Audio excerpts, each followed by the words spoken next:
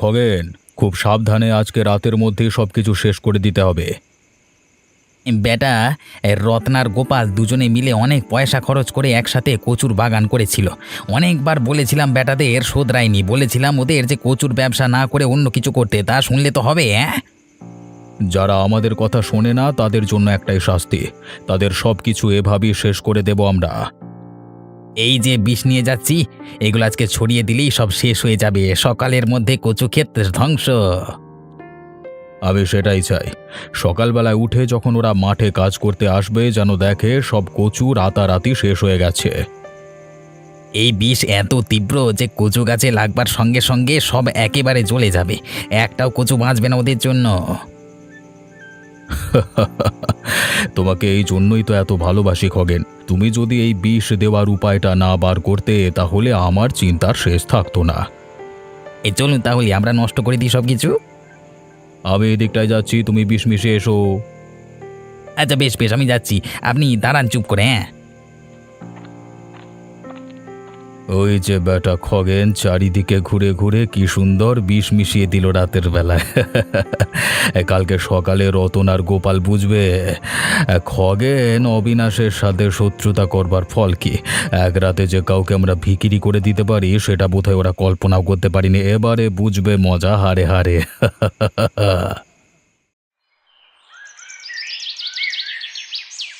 হায় হায় হায় হায়, এ কি সর্বনাশ হয়ে গেল আমাদের! আমাদের যে সব শেষ হয়ে গেল।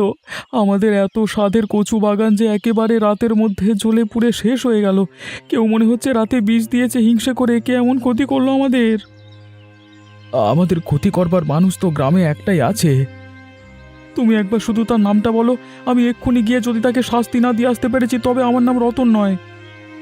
দেখো, আমি নিশ্চিত খগেন আর অবিনাশবাবু দুজনে মিলে আমাদের এই ক্ষতিটা করেছে। তবে রে শয়তানের বাচ্চা, আমাদের সাথে এত বড় বদমাইশিটা তুই করতে পারলি? আমি এক্ষুনি গিয়ে ওদেরকে মেরে কুপিয়ে আসবো। এই পাগলামো করো না রতন। তুমি এখন আমাকে মানা করবে? আমাদের এত বড় ক্ষতি হয়ে গেল আর আমি প্রতিশোধ নেব না?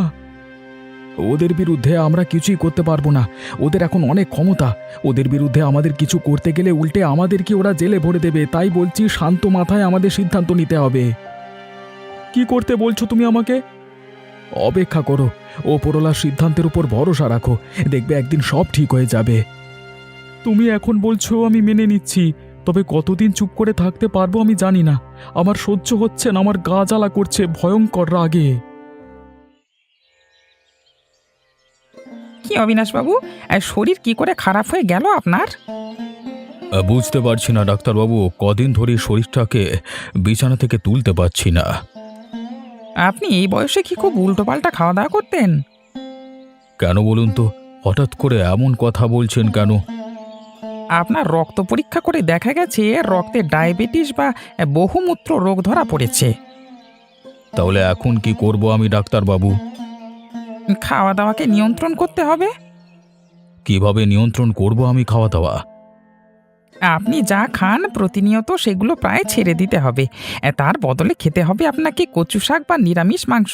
শুধুমাত্র এই খাবারগুলোই আপনি খাবেন এতদিন, মানে যতদিন আমি বলি আর কি। হ্যাঁ, এই রে, বড় ভুল হয়ে গেছে। আমি নিজেই যে রতন আর গোপালের কচু ক্ষেত নষ্ট করে এসেছি। এখন আমি কচু শাক কোথায় পাবো? কি ভাবছেন মুখ বন্ধ করে? চিন্তা করবার কিছু নেই, এই গ্রামে গঞ্জে কচু শাক পাওয়া যায়। আপনি একটা কাজ করুন, আপনার তো অনেক ক্ষমতা, গ্রামের লোকেদেরকে ডেকে বলুন কচু শাক জোগাড় করে আপনাকে খাওয়াতে, তাহলেই সেরে উঠবেন আপনি। ঠিক বলেছেন আপনি ডাক্তারবাবু। আমি শীঘ্রই গ্রামের লোকেদের ডেকে কচু শাক অথবা নিরামিষ মাংস খাওয়ানোর আদেশ দেব। মনে রাখবেন, এই দুটো জিনিস ছাড়া অন্য আর কোনো কিছু খাবেন না, তাহলে কিন্তু আপনার শরীর আর ঠিক করা যাবে না। হ্যাঁ, ধন্যবাদ ডাক্তারবাবু, আপনার কথা মনে রাখবো। ঠিক আছে, আমি মাঝে মাঝে এসে আপনাকে দেখে যাবো। হ্যাঁ, চিন্তা করবেন না, খুব তাড়াতাড়ি সুস্থ হয়ে যাবেন আপনি, ঠিক আছে?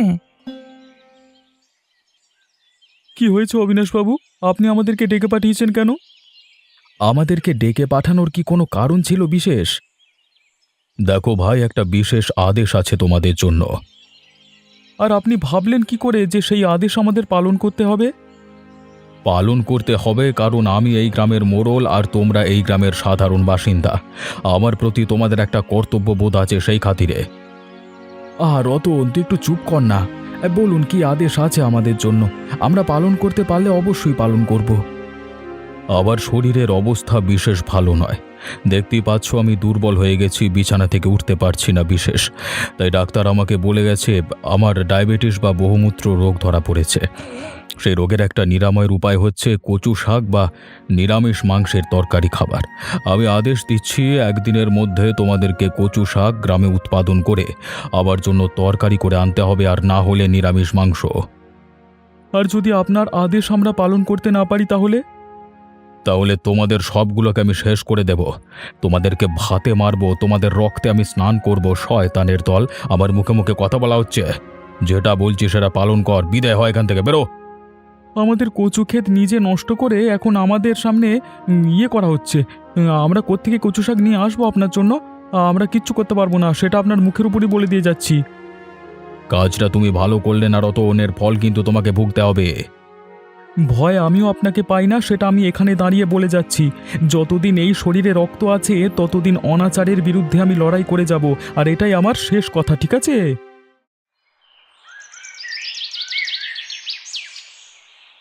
খগেন, কিছু একটা করো তুমি। কি হয়েছে বাবু, কি করবো বলুন? আমার যে জ্বালা সহ্য হচ্ছে না, গ্রামের মধ্যে কয়েকজন সাপের 5 পা দেখেছে। নামটা শুধু একবার বলুন আমাকে, আমি এক্ষুনি গিয়ে তাকে শেষ করে আসবো। হ্যাঁ তাই করো, একেবারে ভাতে মেরে দাও তাকে। এমনভাবে মারবে যেন আর কখনো মাথা তুলে উঠবার সাহস না করে। বেঁচে থাকলেও যেন সারা জীবন মাথা নিচু করে চলতে হয়। আপনি জানেন তো আমি এই কাজটা খুব ভালোই করতে পারি। এবারে বলুন তো কি হয়েছে আর কে সেই লোকটা? তুমি তো জানোই খগেন যে ডাক্তারবাবু আমাকে বলেছেন নিরামিষ মাংস অথবা কচু শাক খেতে। হ্যাঁ, তাতে কি হয়েছে? আমি গোপাল আর রতনকে সকালবেলায় ডেকে বললাম যে তোমাদের যা ক্ষতি হয়েছে আবার নতুন করে চাষ করে আমাকে কচু শাক খাওয়াও। আমার কথা শুনে একেবারে ফোঁস করে উঠল রতন। এমন ভান করলো যেন চাইলে সে আমাকে এক্ষুনি মেরেই ফেলবে। পরিষ্কার মুখের উপর বলে দিয়ে গেল যে সে আমার কথা শুনবে না। কেউ বলে গেল যে দরকার না হলে আমার বিরুদ্ধে বিদ্রোহ করবে, যেন যা করার আছে করে নিতে। এই রতনের বাচ্চার এত সাহস! ঠিক আছে, বলিয়ে গেছে যখন, যা করবার তাই করে নিতে পারি আমরা, তাহলে তাই করে নেব। ওর সর্বস্ব আমরা শেষ করে দেবো একবারে। কি করবে তুমি? আজকে রাতে গিয়ে ওর ঘরে আগুন দেব, এমন ব্যবস্থা করব যাতে ঘরের মধ্যেই পুড়ে মরে শয়তানটা। ঠিক আছে, কাজটা যত তাড়াতাড়ি সম্ভব করে আমাকে খবর দেবে। আমি সুখবরের জন্য অপেক্ষা করব। আপনাকে আর অপেক্ষা করতে হবে না বাবু, ধরে নিন কাজ হয়ে গেছে।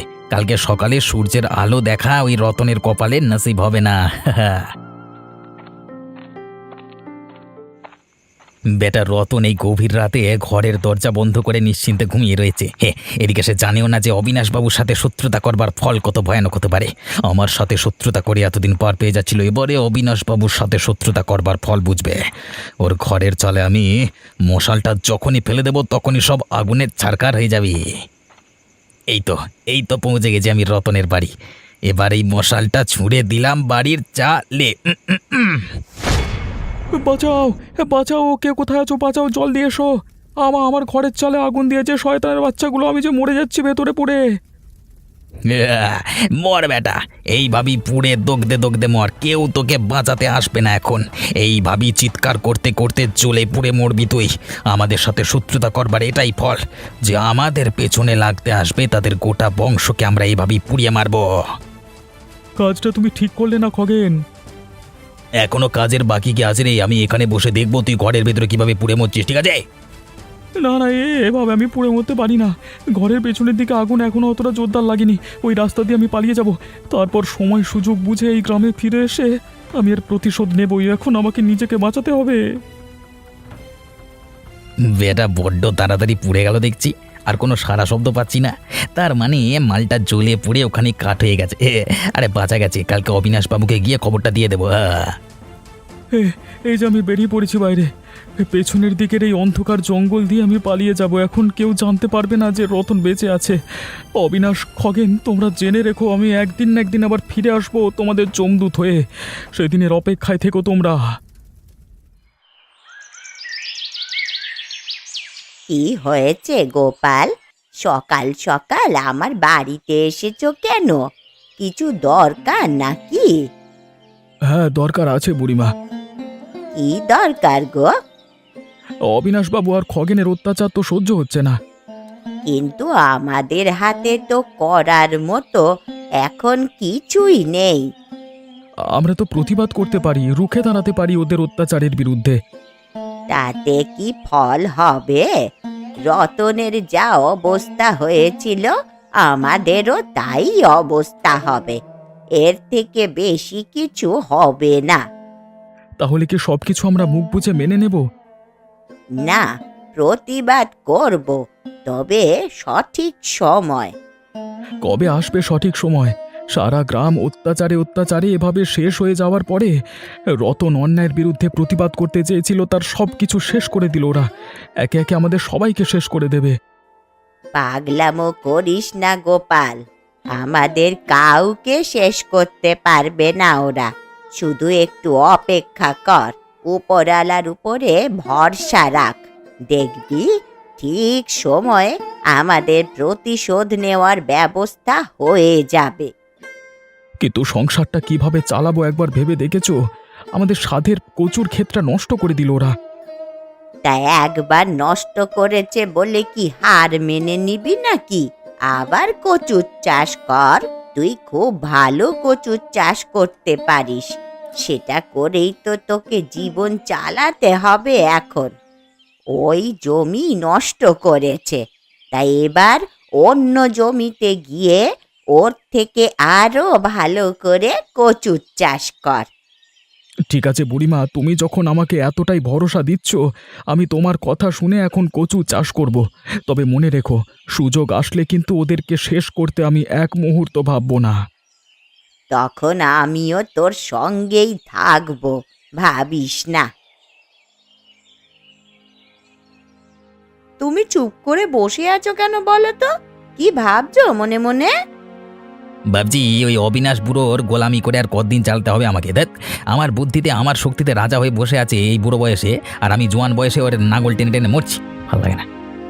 তা তুমি তো বলেইছিলে যে ও ডায়াবেটিস রোগ ধরা পড়েছে, বেশি দিন নাকি আর বাঁচবে না। তা বেশি দিন যখন বাঁচবেই না, তখন একেবারে শ্মশানে পাঠিয়ে দাও না। কিন্তু ওকে খুন করলে আমাকে পুলিশে ধরে নিয়ে যাবে যে।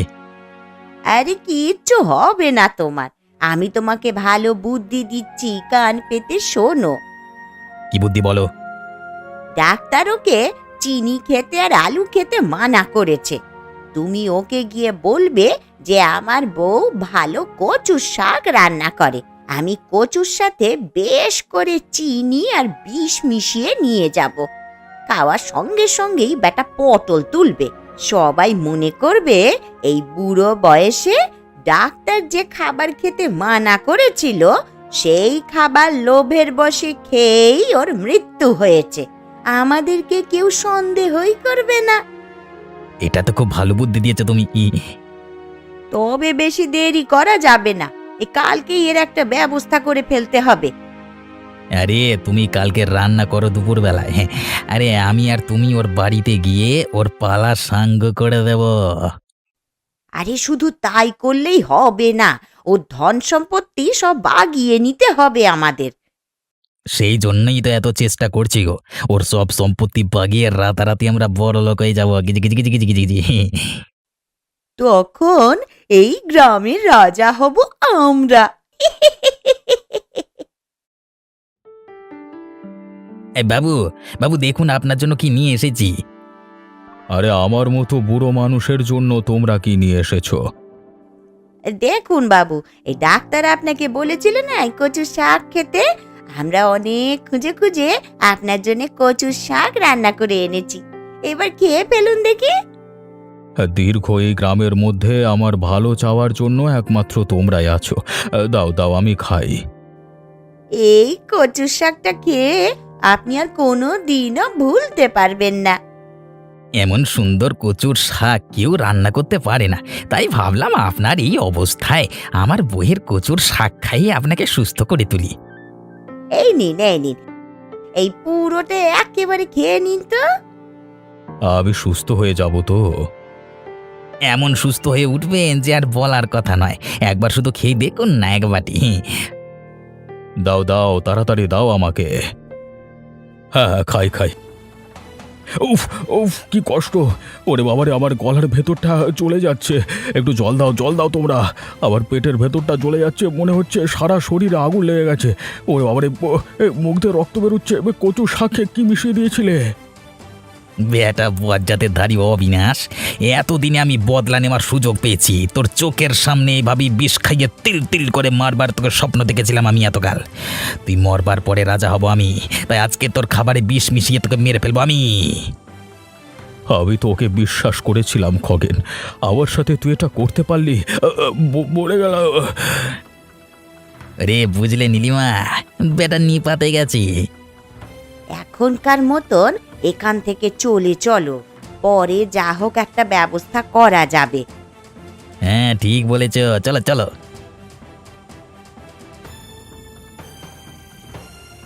এ কি, কে কে তুমি? তুমি চিনতে পারছো না আমাকে গোপাল? আমি রতন। তুমি বেঁচে আছো ভাই? এতদিন কোথায় ছিলে তুমি? আমি জানতাম মৃত্যু তোমার হতে পারে না, প্রতিবাদ আমাদের যে করতেই হবে। সেই রাতে আমার বাড়িতে আগুন লাগিয়ে যখন আমাকে মারতে চাইলো খগেন, আমি পেছনে দরজা খুলে অন্ধকার দিয়ে পালিয়ে যাই। তখন যদি ওখানে আমি থাকতাম, ও সাক্ষাৎ আমাকে খুন করত। তাই নিজেকে বাঁচাতে তখনের মতো পালিয়ে গেছিলাম আমি। তখন আমি ঠিক আজকের দিনটার জন্য অপেক্ষা করছিলাম। আমি সব শক্তি নিয়ে ফিরে এসে ওদেরকে শেষ করতে চাই। আমি আর বুড়িমা ঠিক আজকের দিনটার জন্য অপেক্ষা করছিলাম এতকাল। তুমি না থাকলে আমরা জোর পাই কি করে বলো তো? ঠিক আছে, যারা যারা ওদের বিরুদ্ধে আছে সবাইকে নিয়ে আমরা জোট পাকাবো। কিন্তু এখন পরিস্থিতি আরো ভয়াবহ। অবিনাশকে খুন করে খগেন হয়ে উঠেছে গ্রামের রাজা।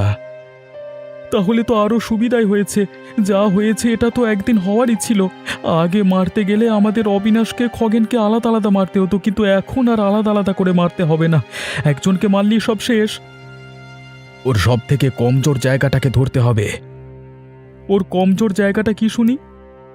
ওর বউকে যদি আমরা বাড়ি আনতে পারি তাহলে ও বাগে আসবে।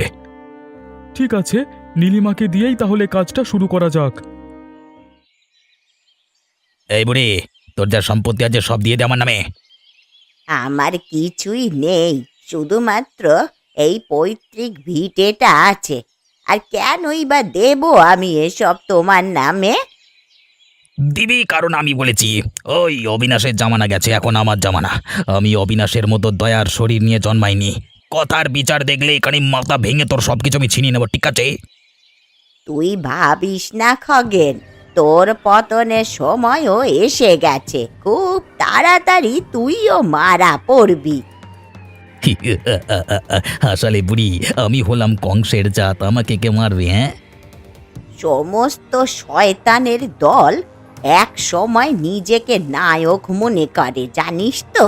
তারপর যখন তার সামনে তার আসল বাপ এসে দাঁড়ায়, তখন বুঝতে পারে তার নিজের ক্ষমতা কত কম। আমার বাপকে শুনি। হ্যাঁ, বলেই যদি দিই তাহলে তো মজাটাই চলে যাবে। যখন তোর সামনে এসে সে দাঁড়াবে, সে সামনে এসে দাঁড়ালেই তাকে দেখতে পাবি, তখন বুঝতে পারবি ভয় কাকে বলে। তখন কান্নাকাটি করলেও তোর প্রাণ কেউ ফিরিয়ে দেবে না। ওসব আলফাল কথা রাখক। আমি দুদিনের সময় দিচ্ছি, দুদিনের মধ্যেই ঘর জমি খালি করে দিয়ে চলে যাবি, না হলে তোর মাথা ভেঙে গাছে টাঙিয়ে দেবো, কথাটা মনে থাকে যেন। এ কি, তোমরা আমাকে এরকম রাস্তার মধ্যে ঘিরে ধরেছো কেন গো? আমাকে চিনতে পারছো নীলিমা? এ কি, তুমি বেঁচে আছো? তুমি তো রতন, তোমাকে তো খগেন মেরে ফেলেছিল। আমার হাতে এটা কি দেখতে পাচ্ছ? এ কি, এই এত বড় একটা তলোয়ার নিয়ে তুমি কি করছো? শুধু রতনের হাতে নেই, আমার হাতেও আছে। কি চাও, কি চাও তোমরা? কি করতে চাও আমার সাথে? এখনো পর্যন্ত করবার কিছু ইচ্ছে নেই, তবে করব না যে এ নিশ্চয়তা নেই। একটা কথা ভালো করে বুঝে নাও নীলিমা, আমি সেদিন প্রাণে বেঁচে গিয়েছিলাম খগেনকে শেষ করবার জন্য, আর আজকে সেই দিন এসে গেছে। রাস্তাঘাটে রোজ লুকিয়ে লুকিয়ে দেখি খগেনের হেঁটে হেঁটে যায়। কোন দিক দেখবে ওর মুন্ডুটা কেটে তোমার বাড়ির উঠানে ফেলে দিয়েছি, ঠিক আছে? দোহাই তোমাদের, এইরকম করো না ওর সাথে। ও অনেক অপরাধ করেছে, আমি জানি, কিন্তু আমার মুখের দিকে চেয়ে ওকে ক্ষমা করে দাও। ও ছাড়া যে এই জগতে আমার আর কেউ নেই গো। দয়া করে ওর প্রাণ তোমরা বাঁচিয়ে দাও, তোমাদের পায়ে পড়ি আমি। যদি জীবিত ওকে আমাদের হাতে ধরিয়ে দাও তাহলে আমরা ওকে প্রাণে বাঁচিয়ে দেব, এই কথাটা তোমাকে বলে দিচ্ছি। কিন্তু যদি নিজের চেষ্টায় ওকে আমাদের ধরতে হয় তাহলে যে কি হবে সেটা তোমরা বুঝে নেবে। না না, তো তোমরা যদি ওকে প্রাণে বাঁচিয়ে দাও তাহলে আমি নিজে ওকে তোমাদের হাতে তুলে দেব। আমিও চাই ও প্রায়শ্চিত্ত করুক। তাহলে আজকে রাতের বেলা আমরা তোমার বাড়িতে আসবো, ওকে বাড়িতে বন্ধ করে রাখবে। ঠিক আছে, ঠিক আছে, তোমাদের কথাই হবে, শুধু তোমরা ওর প্রাণটা বাঁচিয়ে দিও।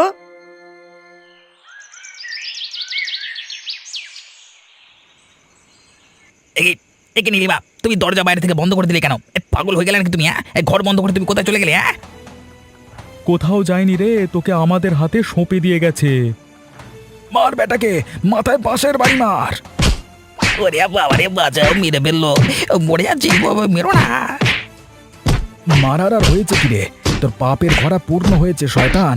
এবার থেকে তোর এক একটা নিঃশ্বাস নিতেও কষ্ট হবে। দেখো দেখো, আমার সমস্ত ধনসম্পত্তি আমি তোমাদেরকে দিয়ে দেবো, আমাকে তোমরা ক্ষমা করে দাও। এই মার এটাকে গাছের ডালে বেঁধে। হ্যাঁ, গাছের সাথে বেঁধে মারো। আমি আর পাচ্ছি না, তোমরা আমাকে এত মারছো কেন? আমি তো বলেছি আমার সব সম্পত্তি তোমাদেরকে দিয়ে দেবো। কালকে সকালে তোর সব সম্পত্তি গ্রামের সর্বহারা মানুষদের মধ্যে তুই নিজের হাতে বিলিয়ে দিবি। বল দিবি বল? হ্যাঁ, দেবো দেবো, আর দিয়ে আমি আবার পাপের প্রায়শ্চিত্ত করবো। যাদের ধনসম্পত্তি তুই কেড়ে নিয়েছিস তাদের দ্বিগুণ ধনসম্পত্তি তোকে ফেরত দিতে হবে। বল দিবি? হ্যাঁ দেবো, তোমরা যা বলছো আমি তাই করবো। তারপর তুই তোর পরিবার নিয়ে এই গ্রাম ছেড়ে চলে যাবি, আর কখনো এখানে আসবি না। ঠিক আছে ঠিক আছে, আমি আর কখনো এই গ্রামে আসবো না, তোমরা আবার প্রাণে বাঁচিয়ে দাও। চলো গোপাল, আমরা সারা রাত ধরে মারতে থাকি। তারপর কালকে সকালে সব ধনসম্পত্তি বিলিয়ে দেওয়ার পর একে গ্রাম থেকে তাড়িয়ে দেওয়া হবে। ছেড়ে দাও।